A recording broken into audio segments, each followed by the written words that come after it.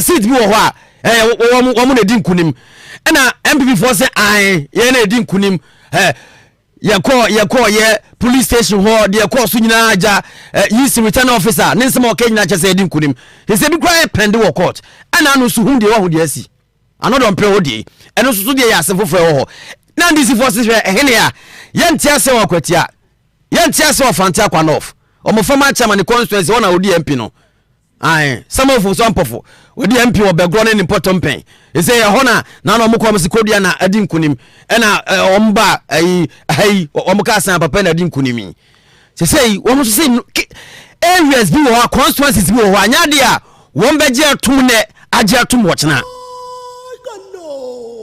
na mumisa mumpanifo ni say sika mpo ya de ma mo say wo mo fa kofom enko ya adwuma no sika no ekoya na no ntokwa ben na nka esi nipa me bi ntem mo baabi me bisa sa question no ntokwa ben na nka esi nipa me bi ntem all because of sika sem ho campaign sika no wo he na sika no wo he ai me bisa sika no wo he den e ko so wo baabi a sempanifo bi ampata wa kire na nka de be wi ane se ba kwa sma fa na chi ene headings ana kaw na de amane wa kire wọ́n sẹ́ wọ́n yẹ another hospital na no yẹ si ujafo akoda hospital bẹ́ẹ̀ 4 days all because the baba no he never expected this.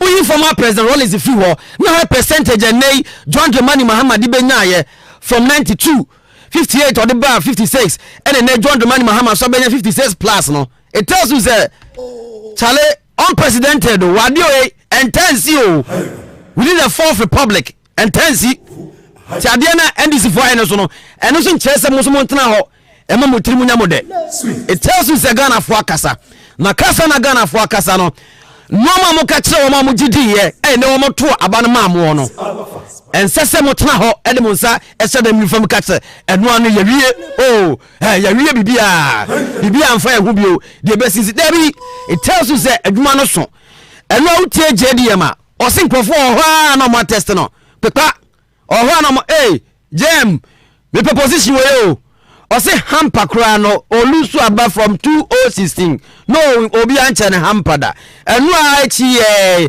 kukuro o mi wura na wo hinye ngamri we bre wo za o huni pada sani suban tide na chro o say aduma no so na aduma no so so no mbra anya de ketwo o nsema MPP for kaye then in opposition from taxation to production the cedi and the dollar equivalent ofan 4.2 udi awrama ko 17 echo 18 yesa na ataba sen 14.2 ho baby meboa edu baby yakase munye economy ni yo Russia Ukraine war yes na Russia ni Ukraine no kra da bia mo kan ho asem no kra no bi so mo se omo asetenam etisen yaka o mo fan so ne anwe ho o de yaka mo ti se da bia o mo asem foforo kan na Russia Ukraine war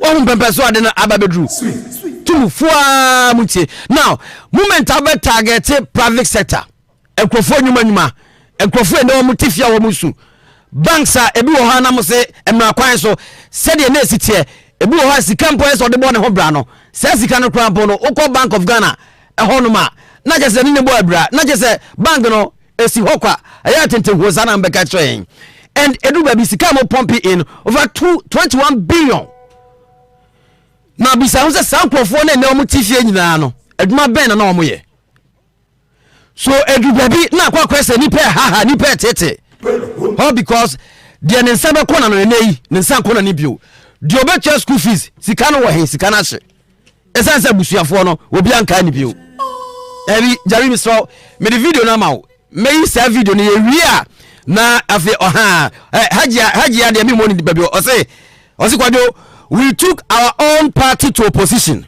hajia assalamu alaikum hajia panyi be yire pa o Ghana ha ONPP hajia me chiao odi aka ne de me nka bio nti mo na mo ye mo ho sika na ese ko fom ko yaduma anko edu baby ekrofo hairdressers yi machine so mo yisuo na ekrofo de mo gas na ekrofo chef fridges mo gas edu baby primaries we dey kosi here police station about to akwa na edu baby dey timi ka say list wey am list say on come list wey won dia you are not part of ebia constituency a form for no police station hono akwa timi ka say list kwabra ni timi tena yi ase list ayi same Abigail ya tra oye ni paboni tima yo mu nyina afrim police station ho nti edu primaries no na kwa say money crazy ya tungumo the highest bidder nti nkofo tuguma mi ko baby obi che $1,000 me say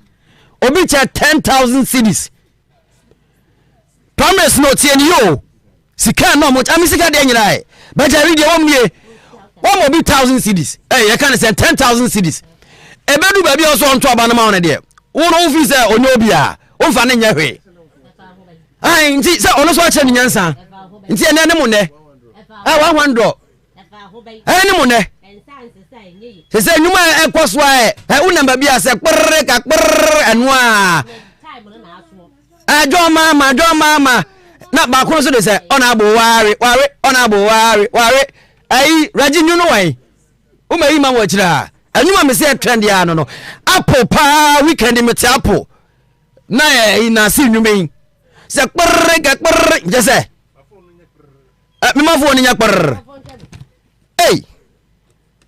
ani mu ne ai otena bi besu yansa o serious ya kwaba na bibia boko mo abai na meti ase to media e wo se e wo hwa to me sisa wi ase no se ba kofo di sokra na ya na moa eti wo hwa e wo se nsa sisa and that Ghana fo akire this time round say sabi won tibi mfa ya adwene ni agro time bia to me kura won sem anti we say eyasuade e ma manwoku a wono so ya baba ma no won besuade se ne se nyina e de te hai se won so da ya o se mo hwe nsotro wo kwa mu ho no enra na sofo bi ka sem bi fom na adanse fom na metadi sofo baako wo se enne to me na bedi won sem for to me ni ya de a party ne be ya attractive to me me a mini party ni mu na mu hia me o nya mu mo party ni mu no ti mu mo na ma mo jeje toilet mu mo na ma mo sese ne ma no wo se aban ba ko ni ye bi ti me nso me ye bi so mo refer hono be start free party no se me a mini mo no mo nyina refer for attract me da so bi I because be for all you know no ba ko na course no me ni agemfu a wan hu afa na mra so so wo kwoto aba de wo ye ni wo hu wo che wo betu ya wo soka eti wo ya de bia ya susu dwini se menua ye bi ntimi nso meye bi wo ye bi na ye dai sabe aban no kura na watu aba ma no na wabedi so na wo ha no wakọ wia computer wakọ wia TV eti wo ba na fe no wo sa ba beto menya ne ntia so ofan ko kwan no so wo ba bi ekwan ya wo mo ye no makobu bu niam no afe na aban ne sa beto niam no enti wan kasa busa ho sa de a wo ye eti efe wo so wagu wani ma sepa edu ba bia ya ye nsusu mfatu mi nkatakate ye ni na me de ye me fe ne se Ghana fo ye NPP fo bi se mo nso ma hwe ni ye ombe ye mbi ay nsa ko na nsa ba ayo ya okay o de ama no sa obi amie ai enti de wo mu no e se fo ba bia se kpr ka kpr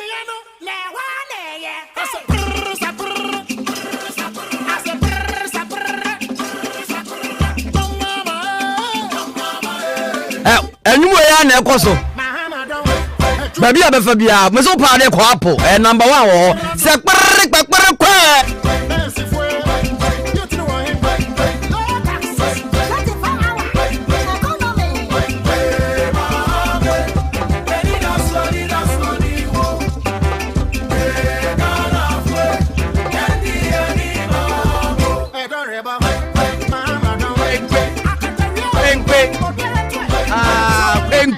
ai se ma jima nusu achiri ai o fa ba bia se kpr ai Jerusalem no ma hu bibia ma hu bisu me kan bi ai ma hu bibi bisu me kan bi 059 449 5499 ma hu bibi ana me kan bibi ai me de Kwadwo opo nchira me ne ya atra ama brako ampofo ama Kwadwo akwaba ya bibia boko de nyame adom se kpr ka kpr Mahu bibi na meka bibi 059 449 5499 059 mahu bibi ana meka bibi. Yes, aha, hey, Angel 102 oh sir, oh sorry, ya try say o say we a ye beto aso ya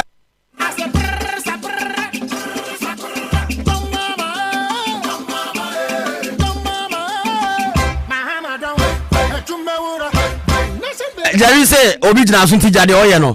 Why you? Ajani woni.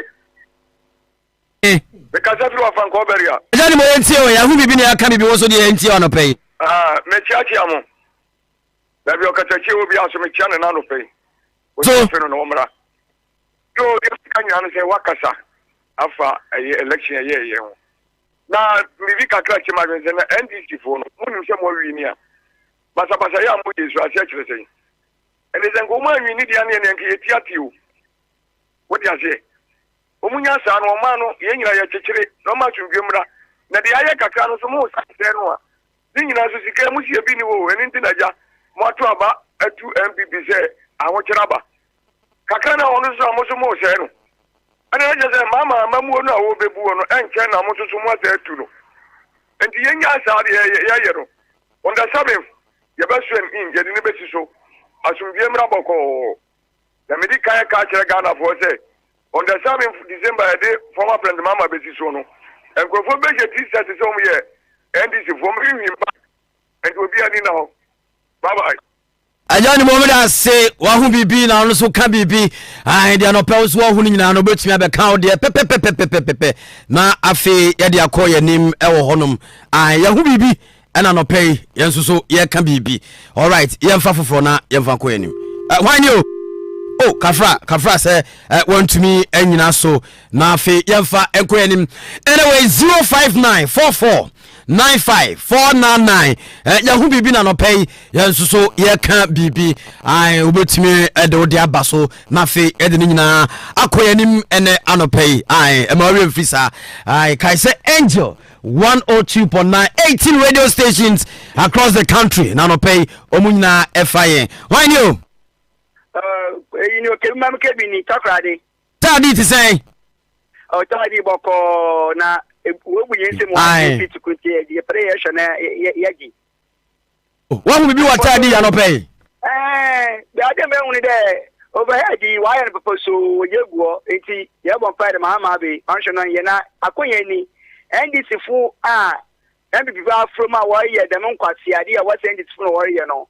Si ya jikaka kana si ya chobi pa na so ya mpipini dia anu ya fa no ncha be bi enu keke janompe eti we jam warrior no medase yeah that's open o dey fit o say o moja no overhead no enti o mon kwatwa so yate why you hello good morning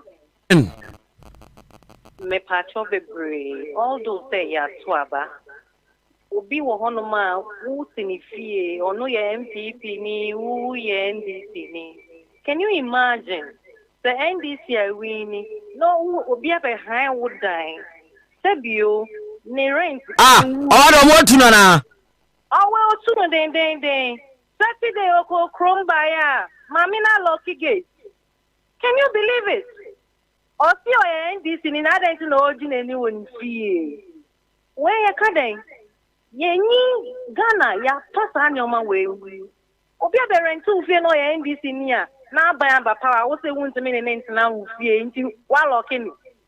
We fi kroma ba wa loki gate wo mani mpie. Wo se we what be that? Na ye call ba we police station ye call report you almost personnel bi eni ho a obe escort ne na aba. Why? Aden Ghana. We ekaden so no so na ban ba power na so timi fie a wo won kwan say wo so ka say me so be high odan to so disturb me peace na why Saturday I got so mad about this thing. Why into me pacho catch MPP for ne say why NDC need to fie sabi say nani agia manani nji say on disturb you peace. Why oko kroma amon bi gate no amon bi nto na nipa ne won feel free if so e Ghana ni nipa cho bebre asem we see work bawe estate and I make a show no Mammy no assistant keys in the work gate now. Into your pouch or catch you say key no on share my tenants no. If say I who renting it dying. And I don't know teams the time no so say so to right. And so you cry or rented down no cry afi cram by. Hey. So no cry. And yes we yes I deal with. Oh yeah, mammy no you wicked pa. Many dear or crasping. Hey, let draw that baby anya jojo my one who be no can be hey.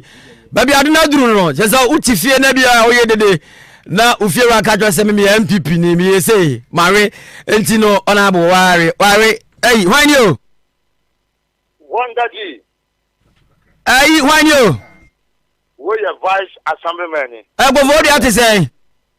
Kofi ade atam kutuni mo toilet man for kon. Ese mo ansa mo ko toilet ko for dia.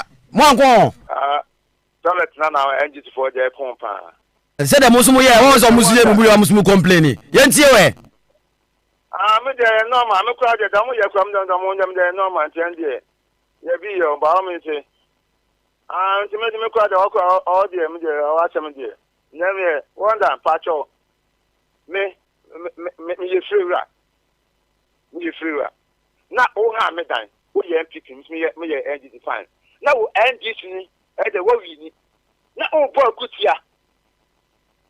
Who do you never answer for Tampato? One that party free no who na better do free.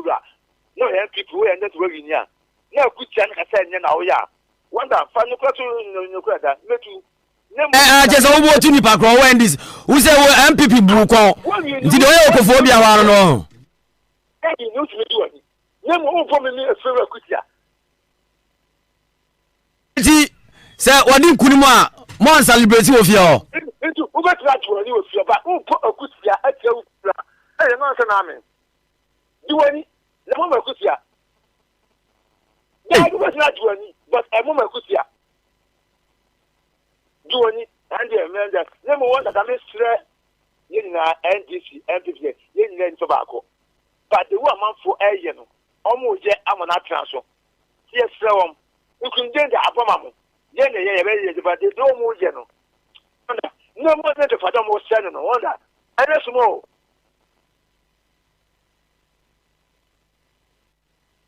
Vice on the able to know because on one fee. Yes, I'm not critical. Zad and I be for Koso. Also on the one is seen if you're to be two. On celebrity of your Navia catch say, and I say near the aye. It was on the able to. Aye. Hey.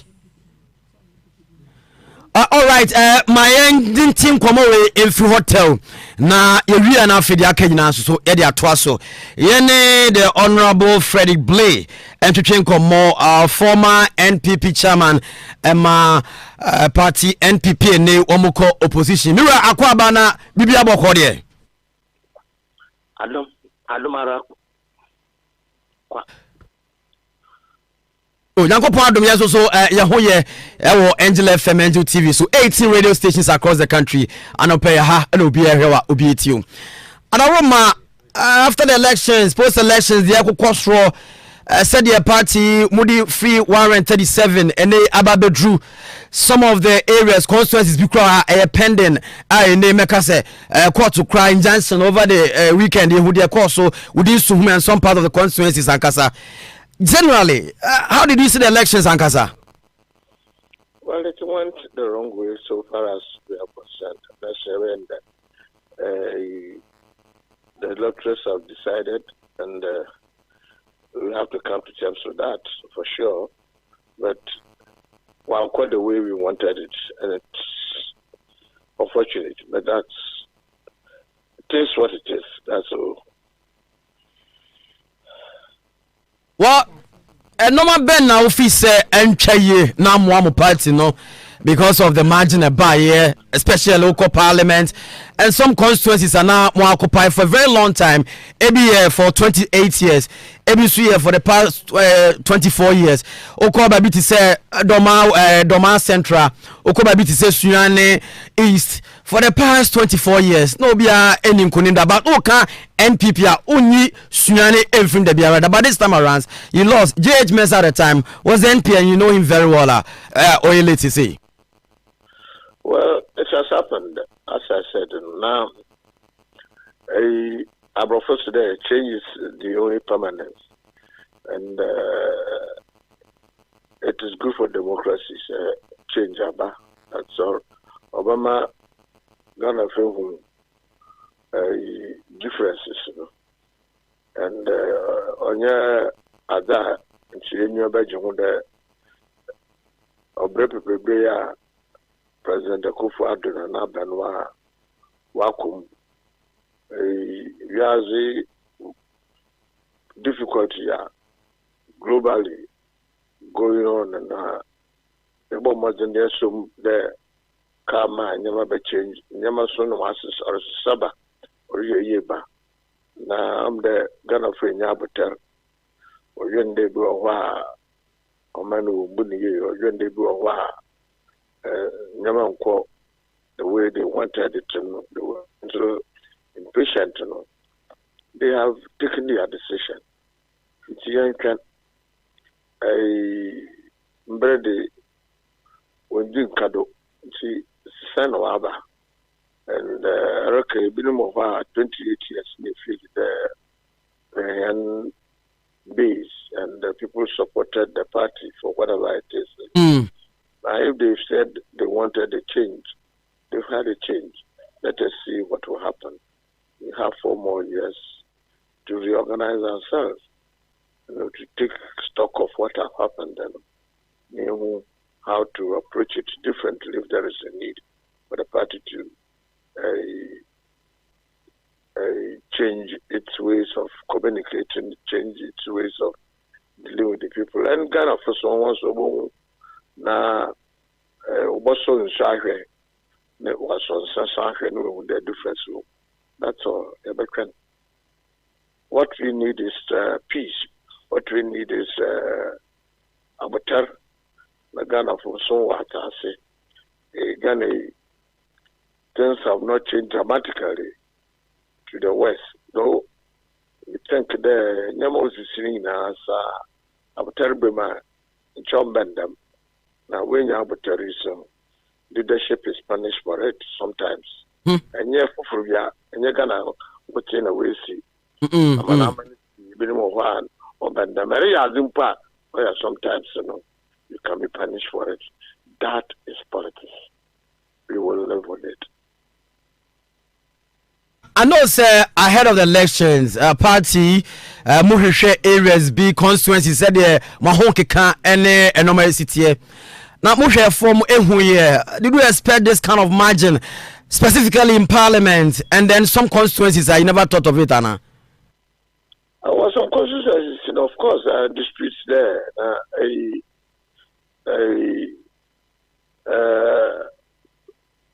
Understandably, NDC is so enthusiastic. Maybe one from Polo Origi, one from Force Waji, against even the rules, whatever it is, you know. But tell them a better, we should remain calm and go through the process, you know, what the law demands. So, can they post the numbers a lot of things. It's massive, and we must appreciate it. And the only thing that they are also taking advantage, people take advantage of it. Doing things that are untoward, but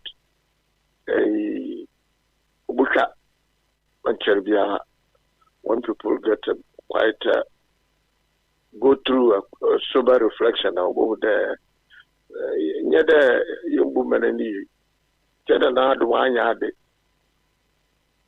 difficulties you come through. No, maybe a bit more want to go through those difficulties, but that's a little change. If there is going to be a change, it will be for the West. That's all I can say. Kofi shall say raise during primaries. Ankasa, I say,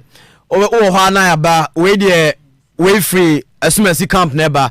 NTM1 and I am pushing on Parliament. One must say we contribute to some of the factors and some of the MPs who cry no. One will lose one will sit no. Well, for impact in the chair, we governed by constitution. Yes.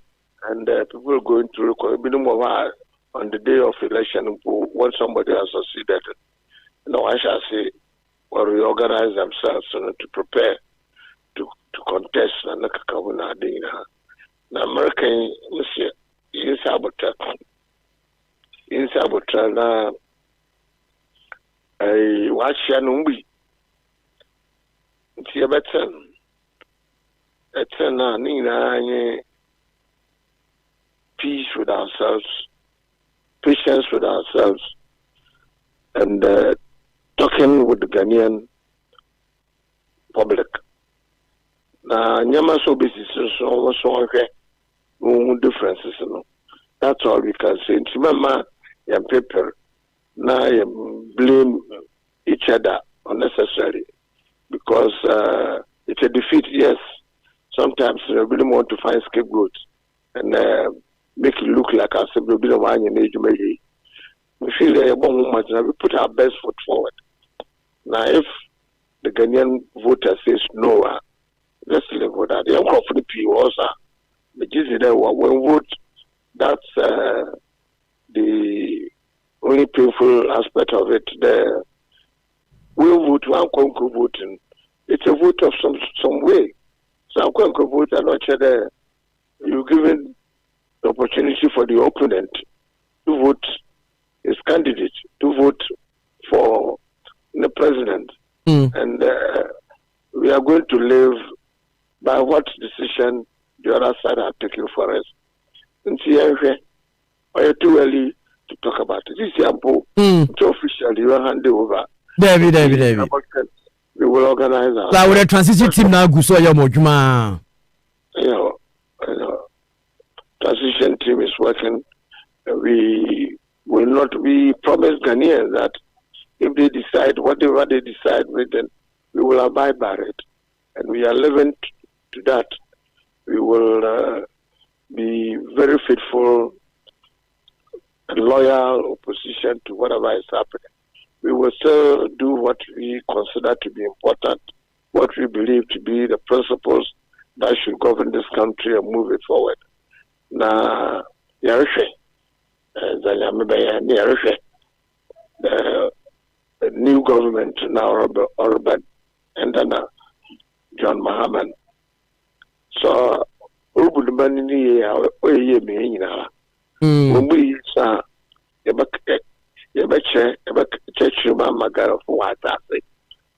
what will happen in the next 4 years. Life is what is important, and we hope if they manage it well, we will all live and narrate. Okay, but what expectation from John Mahama? I see. They say what expectations from John Mahama?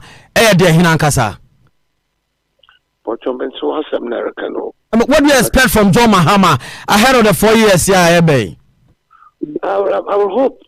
I wish him well. He's a Ghanaian.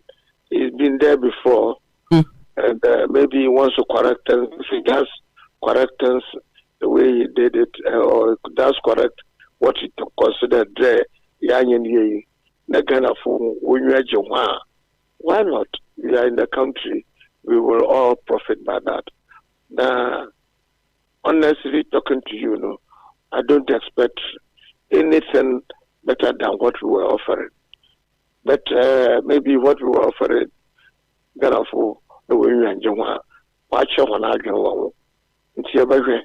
that's all I can say.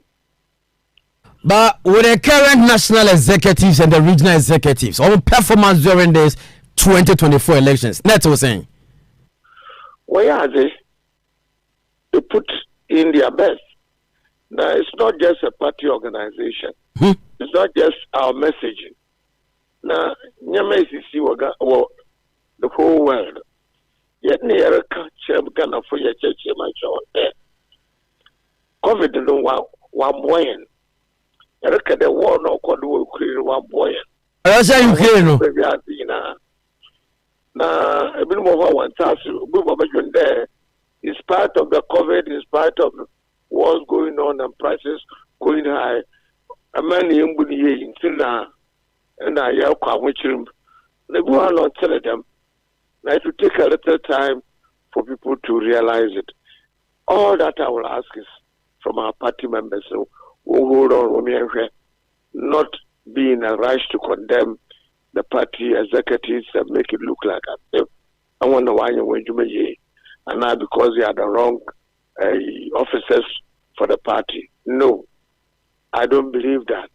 I believe that for the whole world, a lot of governments all across the globe have also been swept away because of difficulties that the people went through, and they were not patient with their own government. But after a while, then they will see the that's all. Okay. One key policy and 2 Ben Pan officer John Mahama continue ebetumi abo mangana. Well, I think the Ghana will change. The world also is changing. Now, digitization and all good. It means it will help this country leap forward and come along with what is happening now. AI is all over. NMP like that. They could to go abreast with AI to let people cope with the changing world. You know, education is important. It's education. Now, we spent a lot of taxpayers' money on free HS, free offering and SHSE. Yes. The government and SASI, they thought it is a waste of money and then they would like to change it. Let us see. Maybe we were wrong in our assessment, but they would turn around to know that this is a very key issue and a very key decision policy that needs to be taken. We must uphold it. If they decide not to uphold it, we shall see. On the other hand, there are a few social services we sought to put national health insurance. Now, I want to will have a treatment in the world, in our part of the world. Now, I'm sure one task and they may change it. Then ID card, now idea Obama, you will trace whatever you are doing, what this country. Now, policy I we based on that. You know, we don't work and walk around blindly. We came out with it and we strongly believe in it. A billion may not believe in it. The need also depends on we need to put our own, take money from our own pocket to do it. Agenda 111, so that we could teach people. All these things need to be upheld. But she cannot change. The second sort to the edge to one side of the left you see Baba, they taking your friend and the taxes on betting. Now, the youth may say it is not a very good idea and they don't want it done that way. No. We can't have the money from anywhere else except from ourselves. We need to do this and to keep infrastructure going, to keep roads going, to keep everything else to open up this country. If people decide that no, they don't want it now, I will be surprised and I will be disappointed. But let's hope that they will see it that way and do it. One party if they see it that way and then they can let the message go down and Ghanaians accept it now, it's better for this country. On the other hand, but about 4 years to come. Changes, there could be. Changes may come. Let's wait and see. Okay, Mekaisa in 2016, time Mudin Kunim, my boy Sidum Rantie Bikuko, some ministries, departments, Menka departments rather, and some institutions, DVLA, a couple of other institutions as well. Even Tobu Suyana was there. Nkrofo kokko tobu say womo kwa jiska later omu charger to mark ni Bismarck up to date case ne hu be later you said say they went there to protect the public property. Currently there's a trend ABC MPP4 ABC NDC4 from where you sit. Will this thing help us as a nation? Well, 2016 some people made it look like as if Kofi went around like NDC is doing now to offices. Now they chose a few offices. I will feel it there are very important now. In their case, they are going there.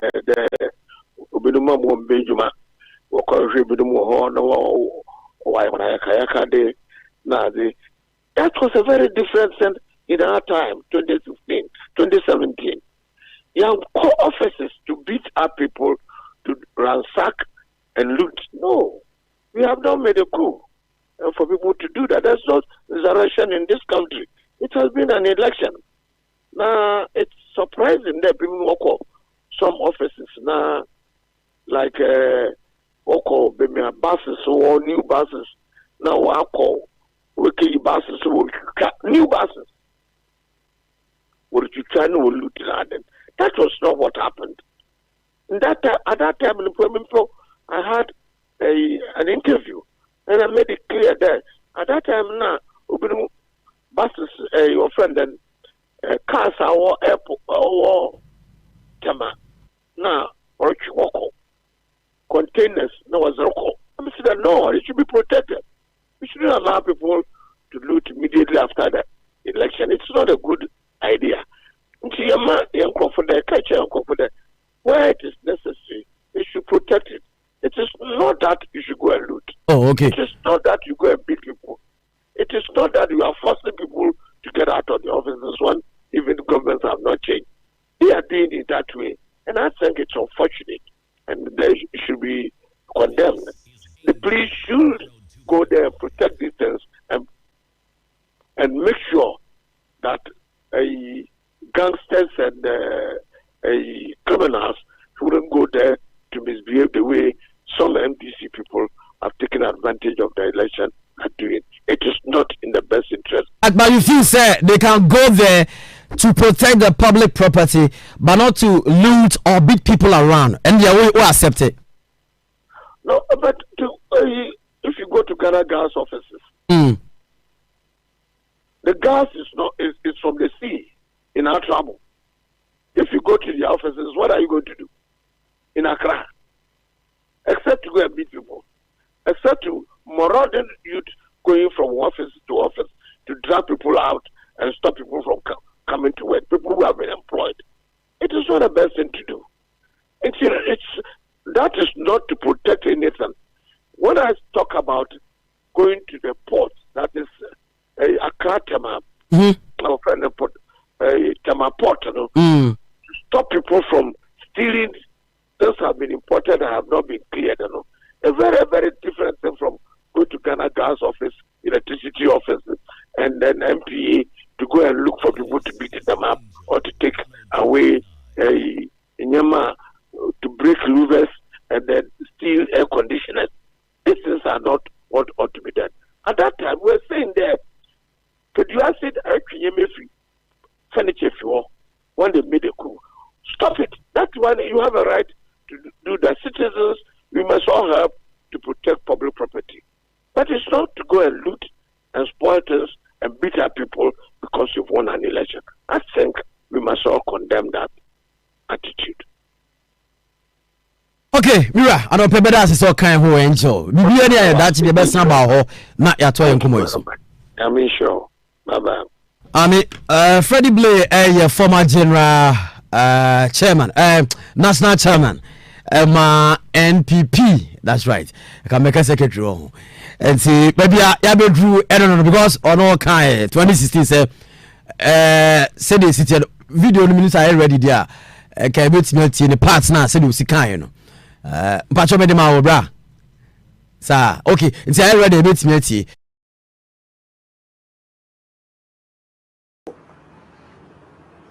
In some cases, particularly places like the Harbour, DVLA, Peduasi Lodge, polling booths and so forth. You know, in some cases the people have to go there to protect state property, to ensure that looting stops. Ramamianafi, yet he said your Osikan in 75, Sabia sound no, Aberia is a yentia, Nanka, Equanim. Aha. Been told that in some public offices and so forth, all of a sudden those who are working there have refused to come to work, not because they have been intimidated or being chased out, but they themselves have suspected that maybe because how they came there was purely based on them being members of the party then in power. 80.5 FMK, 103.5 Ewo Techimai. Cheers! 100.5 Ewo Sunyane, and I feel Angel 92.3 Ewo Sunyane, opposite High Court. Wow. And Angel 96.9 Ewo Tamale. Okay, I ready? Young Kone Kuti.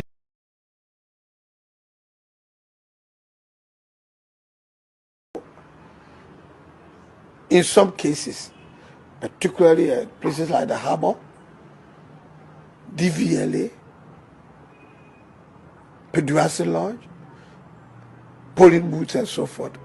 You know, in some cases the people have to go there to protect state property, to ensure that looting stops. I've been told that in some public offices and so forth, all of a sudden those who are working there have refused to come to work, not because they have been intimidated or being chased out, but they themselves have suspected that maybe because how they came there was purely based on them being members of the party then in power. Maybe some people chase them out, then they've left those public places just to the wind, just to the weather, and people have gone there to go and protect it. Some of our members have gone there to go and protect it. I know that the party and I'm on for now 20 after elections no.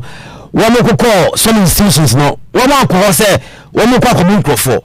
But one more call say one more call bo and no man a Japadia or Hoban. And now the ordinary didn't come beside and say no more opposite for no so at the time of Crano. What you mean to answer what can't post for Sajabiano?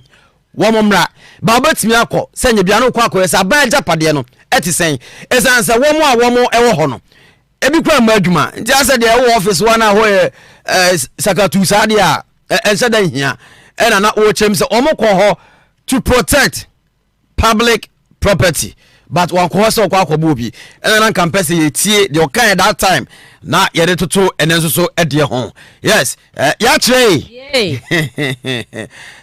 bronya de what yes muntem ai what yes muntem ta bato ni nyina nam ka kire se montore ntem na ah ntubedi ba bronya be de papa o fa ba bia se kurre ne wari na na mo ona bo wari bronya na yemienu ye party awi ni ebedi anije o se de wari na party awi ni ebedi anije na de wari anso do ebe nsem bebre ya se wasesa anwade afre obi gari mu no but still ebi mu ho nso a wo mo de yakoso obi amfo mo ho eti wo mo so still ombeji wo mo ani se de usika bronya na ye obotom wo sebe enye mi mbotom nam de ebra wo wa obotom ntiri se de obeni ni bia ya wa nkasa wo de bi bronya se de mfili no every year ya me ma afi no ko betu se ya no wada na se eti no ma start me bronya nti wato bronya ntare awie wose wato bronya ntare awie tetesemu tetesem ama brako me kwajo ama wato bronya ntare awie ne ya ka what dey we sister ya bet na idea we so light oji wani fia adankwa so but side shine kura be sagum trimim no o de sane pelele bet na den utirimu so light Michael Jackson ko stage order say ada sister Michael Jackson men so me die ni Michael Jackson ko stage record why are they pa we say alafu be ya so de pra wait me so so like pa enu ade de mama fita boy ne de ene de so ayi fita no na me di operate e wa him operator just ono ma okay operator na sempesem dum na na ma operate antu dum firi ho anti so na dum okay so na dum eske nkasem na kasem ma ka bi a kire opa trouble. Okay, and then after about 2 months of parliament, you see a beko, you see a corner speaker, and aja afanya mark and then banning for NPP for you. Omo de asemi ko dam Supreme Court said you sibu asemi ba ye obua wie speaker say ade who ye de enya ne canon no ebe wie che for the past 2 months. Yebeko yenko edidim sa before elections. You see, government businesses were ho. And no be na yedin na 2 year. Titro ended the 2025 budget ahead of 2025. Ebe tu edme foka, ento monka budget yebeka na dabe, yebeka na enne ana dabe ni. Enne wombeko parliament, wombeko asitna. Na womo awe no, wombe ba ana ase womunsi ho. Prince Job Wadi Mura akwaba na bibia boko. Yeah, me wonder. Hey, Prince. Bibi aboko there. Hey, bra Prince in here. I don't know what they are saying when they be in here. But I don't production team now. Oh, and ura number sitna udu ho and come to saying ahom keka wombeba ana womma name at sombe kware na ho instead of the main ho you know floor no. So far, and no my cousin ye. You are Mamma was na send a watch you know. And speaker, me now chini and one day and Cataba what say Parliament, 8 Parliament here we or do me dear me yet, and now I'm talk when you see so. Aquacusin, me at my fiada. Then Shannon say 8 Parliament or do me dear never by yes, sir, and my sabi for now the 6th Parliament at by the 6th January. Dimi nuba and I won't do it in that baby. Inti, the wako lusu and the wari war election in the chairman and fete Nasatna and 8 Parliament in Punya Simu. Inti, one in Nano, Yashin Musa was a woman. But as usual, Parliament is there a partisan politics and I won't yo. And inti, Emrana as a MPP, MP, won't trust in our government business a year budget and near Mabia. Those are who will be an awesome who has one passing the idea. Minority for also and one the trace one. Say table not turning. Budget are also prepare NDC MPs and NDC and then the government and the very preferred to one. Until lobbies are shall of course of Papa as MPP MPs in the Baba. Ministers no bet me day, budget number, Apostle and Sunday number. Now wait to me now, if you want to share, if you want to me close to 8 Parliament in the year. As I said, got 8 Parliament way, but for Republic, I wonder, make us a year Parliament, I'll call you back. When they don't be a mamma, but make us a hang Parliament where a mamma boy, and also now, also Etienne was saying a government, you will bar, when vast majority, as I say, NDC is almost to tether. I remember said 9 Parliaments, no, only here minority fair, yes, a very robust Parliament.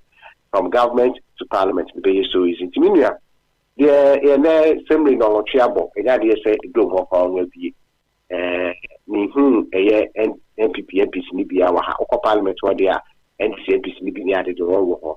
So say, dear, and then, yes, I said, so MPP MPs no, on one and loose no, or you could grow at media banner, but a mere human nature, and if you see me by Obiana Semia or fat, I dear fact. Obi wa or control editor some yano, Obi wa we are idea on this be yobi. So one member. So Minister of Finance, Minister of Finance, or my foot to town for. Obi to me at the Apostle and Sabaja to know at me abana. Constitutional bridge in the Minia and Yaba. Because Constitution makes us say 2 months Apostle you know as I feel going to be yano. I will say yet a mabusi cat before mine or brano. And Bama Sibia for trust to do so. Now, well, Edward Sasha and Sala, Yaquapino. Same way, Menoka say, I can't listen out to you near Seattle Fufu. So, and then ever.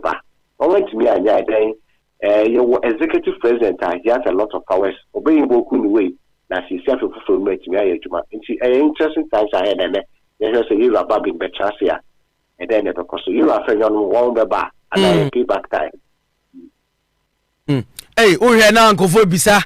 ena 2025 yebetua kanie na misika obi ho da be no betua ni pensu no oya badmani ekoba se mo approve budget ya ne say wu na so far what you think komo bi e kwaso bibiti sa oni omo didi sa nkomo no earlier mira yamanu bomu yakasa se de na 8 parliament eyeyi ebe ko abeka obi a na ebi fi se yeboa se ne wuchire mu no se obi wo ha me me carpenter ni me ye mira wonder ejuma ono oye director at the World Ministry of Finance mami kan when esika wo eni ti meje simple so you check mira wonder car and then that ono so eja ni furniture ejuma me ye wo ni fie ya mano no ni da bia me boss no you check the car and ono so eji bi no de check me car na ebi ame so de me to eniema wo ne ho na do ane chance wo ho no me so me di bi kwa akoto it from a film mira wonder and some and cut down MSO Biaso.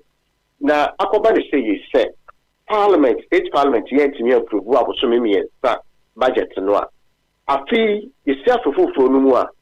A better say, I catch a sember concerns. I said, I did say, on my penny or so a framus side January 7th. No, now, Uji now what Akunyaswa and finally be a obey to me at a year constitutional powers be every time it is said. On my directives be as I said, somewhere no need put sound for. It's a directors and the war. Why crowd a day be continue to no sign on my direction say in Chiaka. Because it's a parliament and also ever canastic January 7th now, because it's a parliament in the Tracia. And son of finally to me cat, a quick journey game. Am I approve so your minister? Now, my penny, I didn't to me, I'm going to say budget doing for now I approve. Now, yeah. Yeah, or my kukusika ni it means fine and two and more man of bra. We now challenges in the but we Kofi say on the train or mine of and in the pay woman. Now and the frame you knew a new way in the Kusifia dano. If you are finance minister at the budget never back. Now over to me I share now approve 3 months from January to 1 March. It was say I'm a penny being the minister snappy or no at the full budget no. Akano ababa to aso something ti ene mu kwa setene ki no mabempa na mo hwa a good table so a ofi say very urgent pa you are no nyamae agenda enyamae as I say emergency corner speaker Alfred okay so the directives number into no pay so won ba ema a business committee no kwatrasia and a won kwahye agenda and a we so enye afani bi na request here afani bi na request say emetrans emergency dia una wo chere di ntia emetrans mpese ye we speaker na I recall say won call yes so special na so kwa committee mbro samra itiende anopay business committee ni bi shia no kwatrasia no why shia pro no dia ba na fe no won kom chimba no mu se no ndu ni bo na won wa betrans dia na a business statement no majority leader na from the odeba no akoken kan a chere ni anum say we that person that you know what me say is free and net edro ekosi fiada no enema egwa person obedi with me era okay praise your body that say and no pay him say the be cost be sia ba ho na fe ye tie nkoma e be cost on the floor na fe the akabia na ja one hour number 1 na ore ya na one we o constituency ho no oh mira onu say avia constituency there eja onwo menu mi nu already mu nti eja campaign amoye ne ko ye but mo retain ni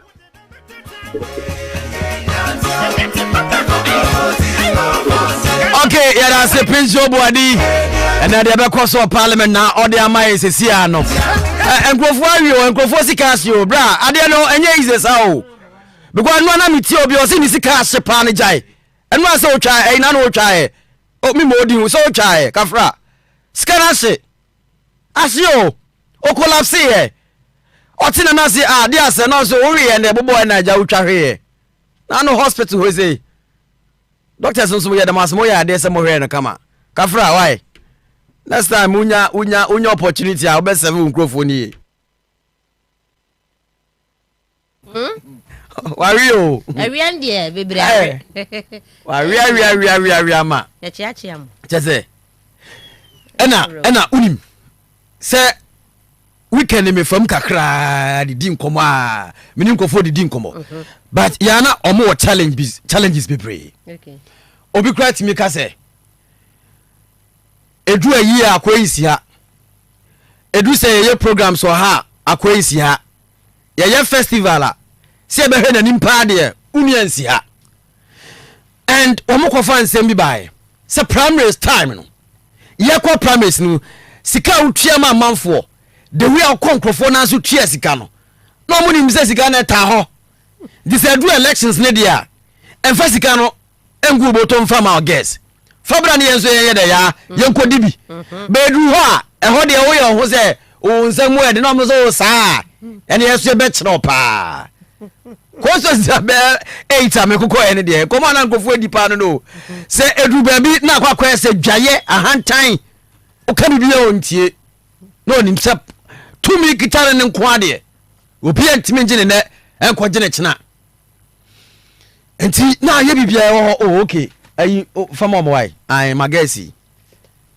ama yɛnkɔ anim ae na wona na mewɔ so agya mekɔ prince joe bɔdi hɔ yi ai yɛnkɔ anim yɛbɛyɛ stories na ano no yɛbɛyɛ ano no sɛdeɛ wonia ba tia si ma ɔno no kɔmu si so ayi light yi deɛ disco yi wɔn nso wɔn alusi nso no mekyia wɔn wɔn gye nso no but wɔ sɛ yɛ asua deɛ ma yɛ nyinaa deɛ wawie ne deɛ wawie ne ɛkyɛ sɛ tumi ɛtumi sesa mmerɛ bi ɛyɛ wɔ sɛ 4 years wɔ akyerɛ wɔn 4 years yɛ pɛpɛ mebɔ m'ani wobɛhu an sɛ do sɛ wɔana anwene sɛ 4 years wei bɛba saa ɛna aba yi ɛti kyerɛ sɛ biribiaa tumi si even yɛ ma 8 years koraa na still ɛbɛɛnde na wanhwɛ ne yi a ida sɛ ɛbɛɛnde wɔ awerɛhuom anaa anigyeem nti ma ɔdeɛ no ɛnde wɔ anigyeem why na wo mo deɛ mo yɛ ndeɛ ahomete ɛna meka no obi wɔ hɔ a 2016 no wanhu sɛ deɛ tumi sesaeɛ no deɛ mo NPP foɔ no ɛyɛɛyɛ but wahu saa bere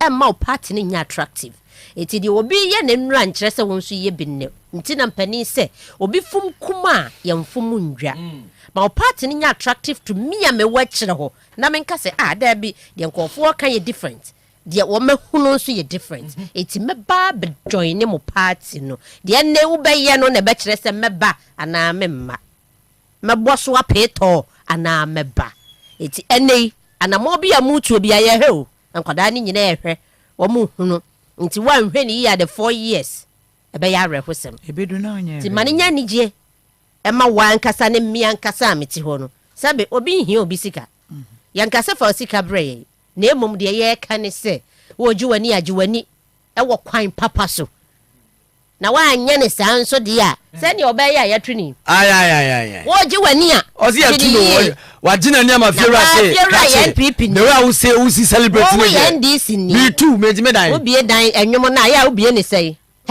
tenant a wɔn yɛ huro wogye no wɔwe a obie ka sɛ kura me se na no me kwan no ana papa bi ɔtimi area wɔ yusu NDC mo ka si bi a mo de hon sa bobɔ ɔbɔso yi di besi me kwan no ba me abɛdɛbɔ nam se agya na adai otwagu sa aso ɔgyinani ati jiwani in accordance with anka betu na na watim fi betu ba wanda na odi ade besim adai me ka kire no kura wan fi me kura bia wo wani je start no me nya police station officer wo na me nya party executive wan hu me kura so se ma ye campaign ma party bi so what's your problem na me ka kire so pani ma party nya attractive to me why mama ni nya disturbance afa wo hwe manim di no tu ka ne koi etu ba bi ade wo ye no isi da se wo be ma na adwan obi asum se be se nwansena po bi anase wo de ne be ye sei ti mane nkokwan a o party ne bɛyɛ me fɛ ne bɛyɛ makono na de nkɔfoɔ ka fa ho no minti why ɛyɛ mom yɛ nyina yɛ nyi ani bronya nso de yɛ ani gye me gibani bronya de me fɛ ni agro na mom yɛ agye no mane nkɔwie osi yɛ betu wario wa mari ya chia mu nyina o se amadi nkunim ya chia mu nyina ti ya chia obi ana chia ko aha wa ya chia bebre ya se ahomaso no dɔso NPP primaries no abba ya se bi cha fridge jaye cha TV laptops $1,000 oh sika no kra de aya nipa no de be hye ne boto mi hu but mani wo hɔ na mahu so obi the fridge dacha free wo fie hɔ akɔ na me so me to amaje fridge o se ai ayen sako na nsaba enne Ghana fo nyina ye ne ati o 70 first no se wo ma obi sika no ma hu oje ye no wode hye ne boto manhu ade e course o na mom se manim na nipa ne the fridge or the TV enu ye mfa hye boto mo wode air condition no wode sen a mento isi da se mento ana se meto a meba abeje fridge wanya amame a mento ma enti afia ba no aka nsem bi ne bo manya pipi fo nko na aka kire o mo aka kire ndisi so se wo so no wabai se de ye unua bibia betimi yesi wo so ye wo de yesa tibro ya obedi me na do me ya dwuma ma Dr. Kwaku atin o okay me nya dwuma ma ban o me ya dwuma ma Dr. Kwaku atin wonne tua me kabo so me tim da bia me mpaye ne se nya me be hira papa no no ama no nkwate ami no watua me ka ama medidi ami oh so hey mani aje mani ze ngofo biare wo wi aye ni beje udi ko so jai mami nkan sem omo a report Honorable worry. It's not for sale. Honorable worry. Honorable worry. Oh, what's it? Nipanyo. Jari Majai. Oh, hato. Ama uye. Mimi no bi antifie mkwa na antifie. Make me odiana miefira. Ama mi ana miefira. Mimi ana miefira. Mimi ana miefira obi antifie. Mimi ana miefira. Auto watch ne. Oze. Watching ground on. Oba watch no duwa mamito. Gabin sira. Majato. Omfo mo wachi. Oma bibi. Anope wanya bi. Mama ne be for menche be nine. Ma you afrim. Na wano kasa nye. Ma wenye ye ama ne masem ye ba ko ama mitiwa mfi ya kira ade ya kira wa eden se gabis ni wasem ne yeka ada yin pa boni sa oze one point mo beko ona bo ware ya kira ware ama yeko ni Kwadwo ama asat ye to abawie enkomo ba ko etwagu okay eye oma ese me oma e kogege cars no eya na me ni hu how bebre nemum oma eyesi wo se yesei adwapade no eho na me wo problem me wo how kakra adwapade a yesei no yesei na kosisei yesei na kosisei yemfa sika foforo nkoye ade foforo ana babia Ghana ye ho akire ya ba bedui kakra na aka na ewo ho no ye san sei no ye sei ni se ena JDM aba no baby anka ya ba bedui anka ye nto E4 ibium nanso kakra na aka no obi se ma ban na abenti me sei no na ya san akọ sika foforo akọ yesa ade foforo na anka ye betimi ato aso akọ eno ne made sede asat last week maka se yenhwe na yenyai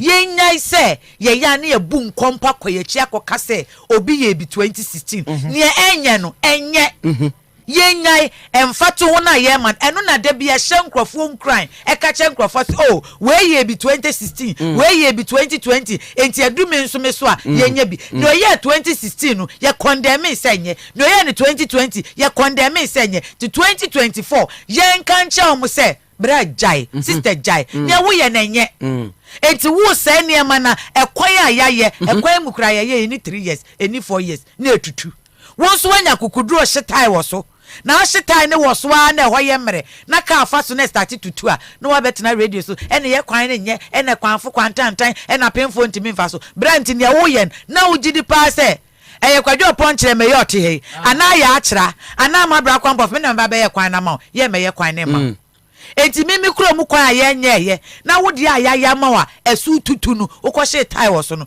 ye mienu pa hwan ne ye nchene mone ma mesre ye nyai enema a omage ede agugu dem wo so kwa akofa hun se ye betimi achew achagew because emra ben so na wudi na adeba kwa ma mentwa wan trend pa I think agenda 111 materials omu isu ho no no kwabra na akosesa hwan ne kasa Debi one show se kwose sa fa pa na so ye bibia ye ne sa keke and no yes MPP ni na kwose sa Oh maybe I do.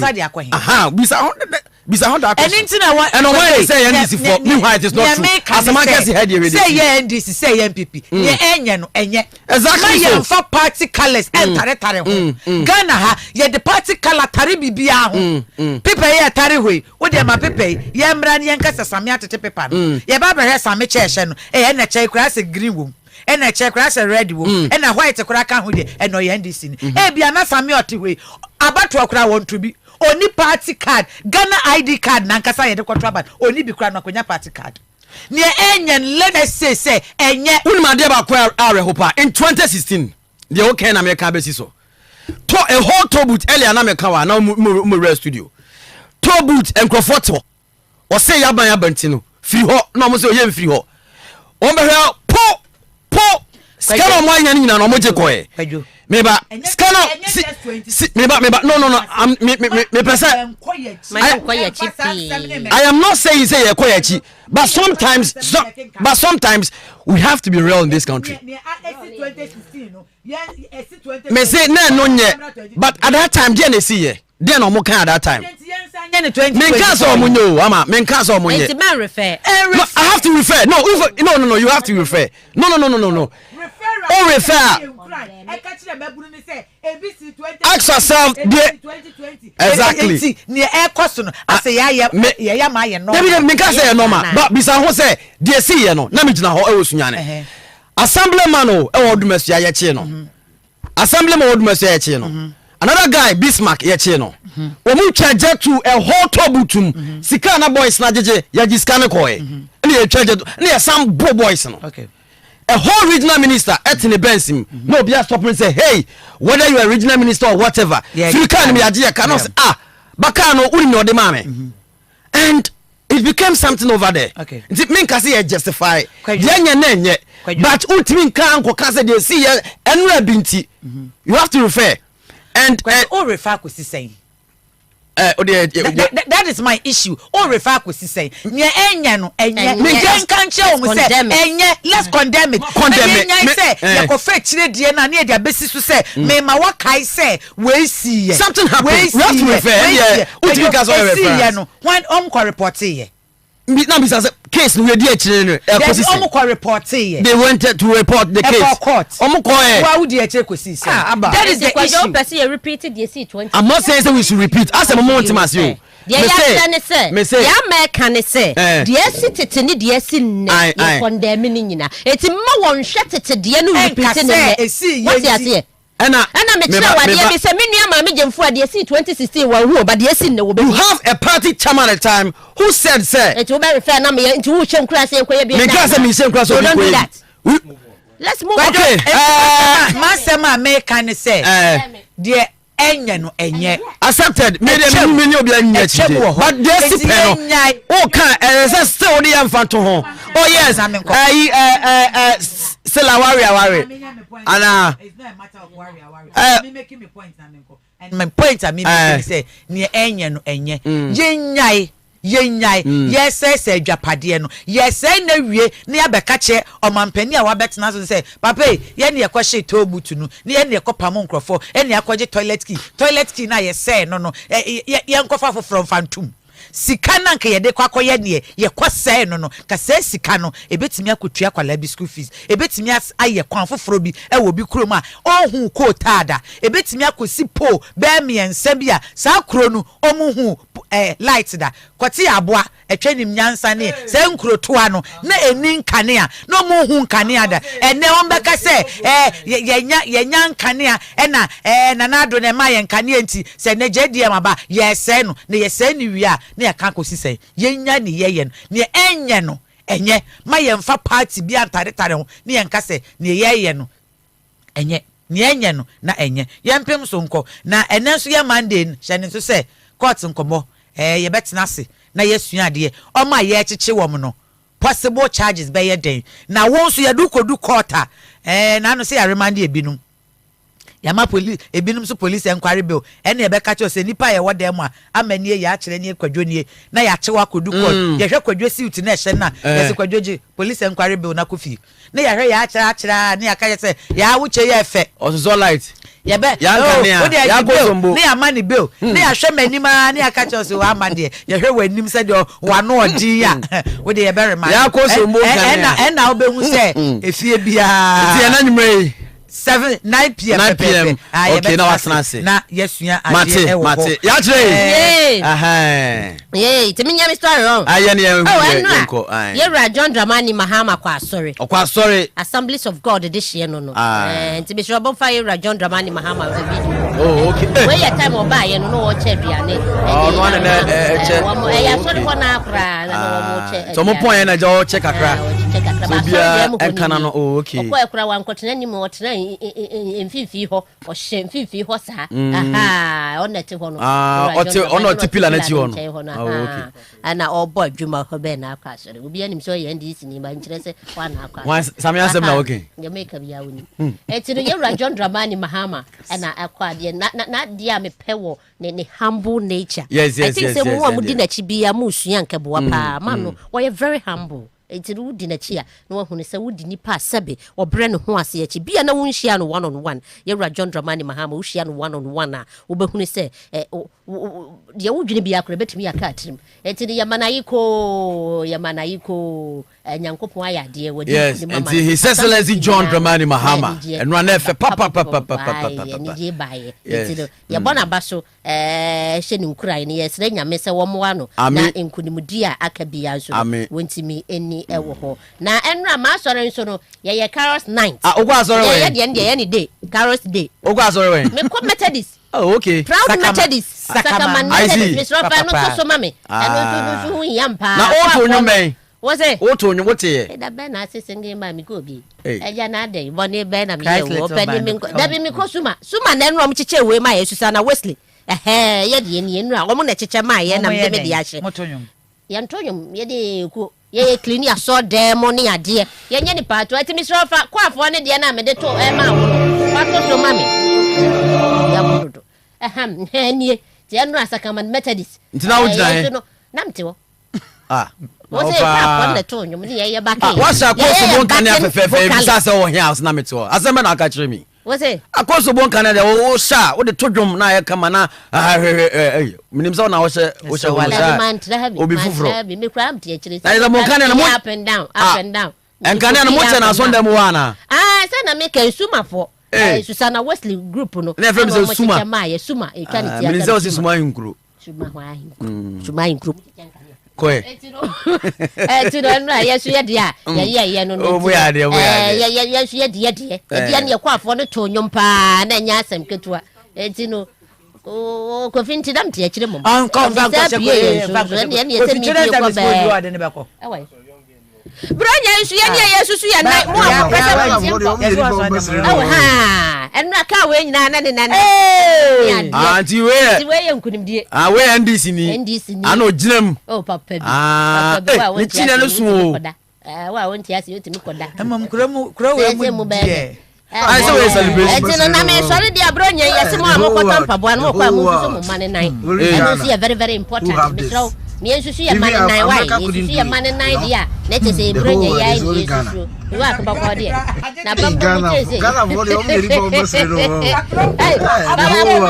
susu mpaboa na mame na me mfa so de hu hia one is obi na sheda ye ma na couldn't do it, you know. I say what din kuno wa brain no din kuno e no de anoma na si na Ghana na de this for chile ye na anoma na si na papa atino mame me sare so dia na mame chia Madam Faustina Boa ana ne house Santa Maria aha mpaboa ne Yesu so ne Santa Maria A Lane Junction yesi ayawe wa nya bi da entos won cry yesi won fa ye ni agro cry ti sister Faustina Boa bia no me papa first okoto mpaboa ma ye wan cry ya no de praye you know uni wa cry ti me do mpaboa ne to ye de praye bu praye ne ye de ato ho na ye de ahyem mo asem mpaboa ana ye draw 9 to mpaboa so no mo ni musa isa na o de ande ne ye train and wo be camp abo asai wanda ne ye ni say wo be camp abo asai wo be camp abo asai wanda na ne no ko yi ko ton pa wan wa ada dia go tira wanda size ni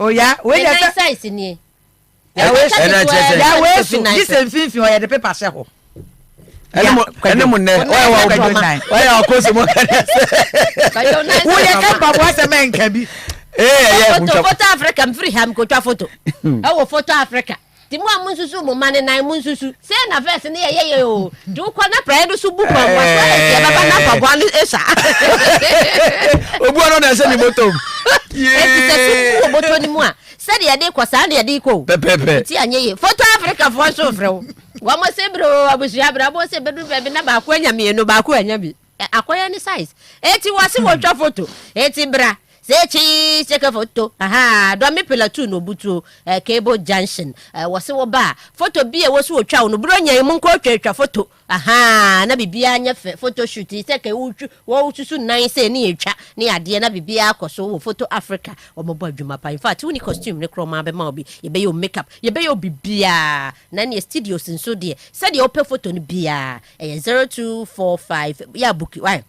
535 729 and 0245 122 924.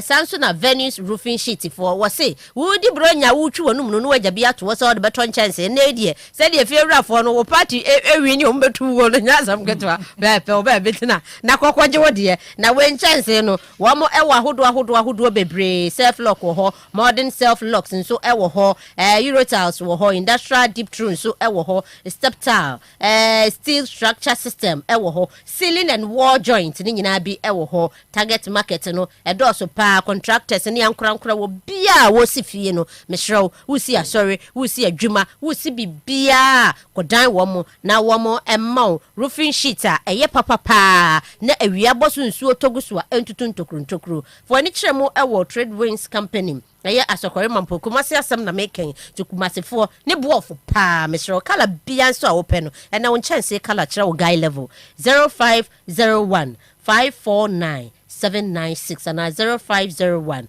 549 797 ukotobia and chance no so empa into the color bia obejibia bebo pa markings luggages ye kobronya se makata nyame ya adomo a 24th 25th na mo dance bo sa me kobaje sa nwa kwakodi bronya ntino wo kwa no waje markings luggages na bibia kwaso kama amount bag ni yade ko flex eti etufo ne ankrankra nyina fo mani enkyeremu ewo yatena ye nyasa frɛ ye na je bag yade betu kwan 0534 369 525 0534 369 525 na no bo sa ngofo ni samfam number ntudwa na mde tudwa sesi asema so ba hye pa o bejinti wo baji bro nya de obitimi frɛ wasena me hwese ye wo na adwo ene so opeso hu se enya ho ebeye grace gate mo amo pesa mo ne me kwaro de obetumi aba angel fm hase na waba na ya keka ho asem nyesa me wi ahia mbekiro na me mfam number ma grace gate herbal clinic laboratory so ka ho wasebra na yade bi ha wo yamfa yade ni bro nya wabusua me se sade yade bobo nkofo prum sesi ya no beti ya gone too soon water shock they say dia bakra ni call to glory ni ade ni nyina no you hu frimu wabra wo bekọ na stroke diabetes ni hypertension ni hepatitis no typhoid ulcer fibroid ulcer ye wo wunti benwi akokọ na mehrew skin infection no sexual weakness mema no monyemo 3 points STD awakọ akotie ma ne mema prostate cancer ni enlargement anasa obema na ekuta wo no de bia su hwa sakrenyo wa de pepa no mehrew eni se wo de yesa exclusive vagina streaming nso ye bi wo ho ase ho na kosie kuma ye steamy ama kata dodo no no awo ho asem nyina no ye bo ho adwuma piwa susushuma ni mempesa ye grace gift de yakro eye oshim school junction na ni wachi mota zubenya ye ewo ho enkrai 0543 320 030 na 0244 126 tickles baby diaper ni pull up no ebo adwuma pa mehrew we pull up ye hyente se pieto no enti akoda no nyafe na de be high be credit wo be bre sen koda no muduru agibi a ye nye ne sa omni time kra mema no kra de ahomte se na mo de dross no hye no rudu na chese wo ko se de etie bia no wipe no so mu odu eti ba kokra na de be pepa no ho a se bi opupu kra wo de pepa no ho a ebe bo pa etufo be 0533 733 30 okay. and 0594 511 899 baby atonto diaper bia no unsa ebeka bi. Okay, me da say ya na P-Work Natural Health. P-Work Natural Health. P-Work Natural Health. Upedra ya papa padia. 3P garlic mixture. 3P garlic mixture. Dr. Prince Mototi Doc. Good morning. Good morning, menu. Na bibi aboko de. What do de nyame anim. Adro no boa o. Papa pa. Uwie a wada roma de aka na fa besi ha. Mfa mo bia. Akwaye ogina wachi we. Ono uwie a na watam. Ene de uwie a mesrew. Megina wa hansa wapie. Look, wada roma yeti o. Sabe. Wasi me da so lafia. No pe mama chaga na bo. Dito Angela afia ne atiefo nyina. Na P-Work no pen so ye boa ma ya pomodin atimi awie pɛ onyankopɔ adom ode ye kwa afi na wie ye ne nyina emu no na ehu behia sɛ me ne umi no nyina no ye siesi na ya